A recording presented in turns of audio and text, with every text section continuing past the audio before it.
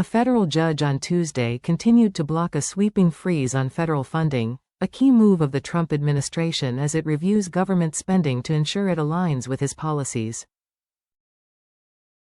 In issuing the preliminary injunction, District Judge Lauren Ali Khan criticized the funding freeze as being ill-conceived. Defendants either wanted to pause up to $3 trillion in federal spending practically overnight, or they expected each federal agency to review every single one of its grants, loans and funds for compliance in less than 24 hours.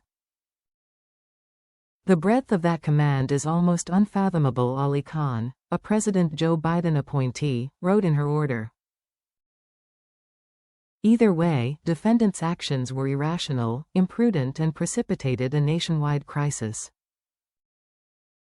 The Office of Management and Budget, an executive office of the President, issued the funding freeze on $3 trillion federal financial assistance, such as grants and loans, on Jan. 27, ordering all federal agencies to ensure all funding is consistent with the President's policies. The freeze was to take effect by the end of the next business day. The move was swiftly met with litigation by a coalition of nonprofits, securing a temporary restraining order against implementation of the freeze. In response, the OM rescinded the order. However, the plaintiffs continued with litigation over concerns that the federal government has every intention of attempting to implement the freeze in the future, pointing to White House Press Secretary Caroline Leavitt's post on X following the rescission that it was not a rescission of the federal funding freeze. By any reading of the press secretary's remarks, the memorandum's retraction was an empty gesture, Ali Khan wrote in her Tuesday order. At best, it was meaningless.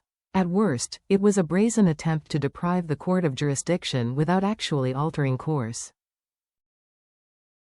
Because plaintiffs' members were still being frozen out of their funding in the wake of the purported rescission. It appears that OM sought to overcome a judicially imposed obstacle without ceasing the challenged conduct, Ali Khan said, quoting an earlier argument made in the case. Ali Khan continued by stating that the plaintiffs had shown the irreparable harm caused by the order, stating that it led to a nationwide panic and widespread confusion, which prompted many organizations to resort to desperate measures just to stay operational. The pause placed critical programs for children, the elderly and everyone in between in serious jeopardy, she said. Because the public's interest in not having trillions of dollars arbitrarily frozen cannot be overstated, plaintiffs have more than met their burden here. The lawsuit was filed by Democracy Forward on behalf of the National Council of Nonprofits, the American Public Health Association, Main Street Alliance and SAGE. Diane Yentl, president and CEO of the National Council of Nonprofits, described the issuance of the preliminary injunction as relief for thousands of nonprofit organizations that were submerged in confusion as to whether they would have to cease operations.